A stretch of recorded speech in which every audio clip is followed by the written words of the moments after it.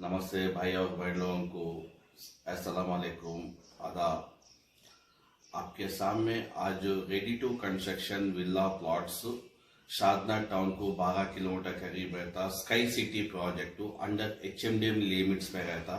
DTCP approved है, TS RERA certified project है। आपको फुल डेवलपमेंट प्रोजेक्ट 7,900 इंडियन रुपए गज है, मिनिमम 150 गज रहता।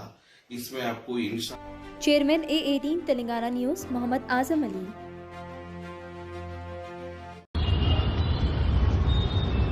నేను బీఆర్ఎస్ పార్టీ నాయకుణ్ణి ప్రజా సమస్యల పైన ప్రజలు ఎక్కడ పిలిచినా కూడా పోయే నాయకుణ్ణి।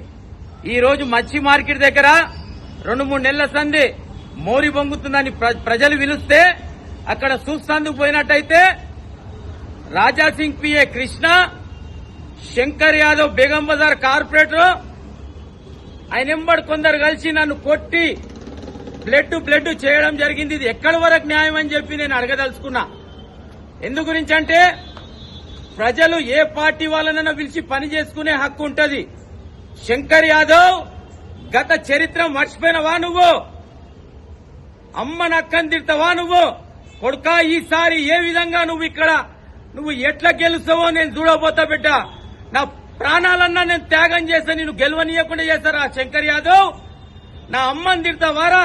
నీ అమ్మ ఎంత నా అమ్మ అంతా మర్చిపోయినారా గత చరిత్ర?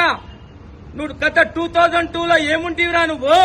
మా ఇళ్లలో పాలు పోసుకుంటుంటివి, ఈ రోజు నా అమ్మని తిడతావా నువ్వు? కొడుకా బీఆర్ఎస్ పార్టీ గోషమేళ్ళ జెండా ఎగరేసే వరకు ఊరుకునే ప్రసక్తే లేదు। కృష్ణ నువ్వేం మాట్లాడతావురా?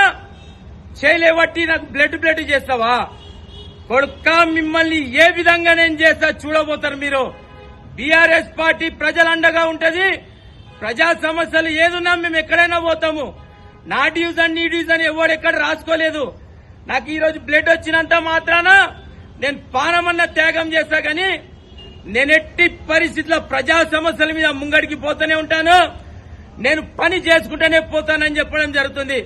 అరే కృష్ణ, గత చరిత్ర నీదేందిరా? శంకర్ యాదవ్ గత చరిత్రను మర్చిపోకు। వాసవి బ్యాంకు కుంభకోణంలో ఉన్నావు శంకర్ యాదవ్। నువ్వు నా మీద చెయ్యి ఎత్తి కొడతావా? నన్ను బ్లడ్ చేస్తావా? కొడుకా నేను భయపడే ప్రసక్తే లేదు। ప్రజా సమస్యలపై నేను పోతూనే ఉంటాను, నేను పోయి ప్రతి ఒక్క పని చేపిస్తూనే ఉంటాను। ఎందు గురించి అంటే నా పరిస్థితిదా? మీరు నన్ను కొడతారా? మీరు శంకర్ యాదవ్ ఖబర్దార్ కొడుకా అని చెప్పి చెప్పడం జరుగుతుంది। చూడండి నా కథ।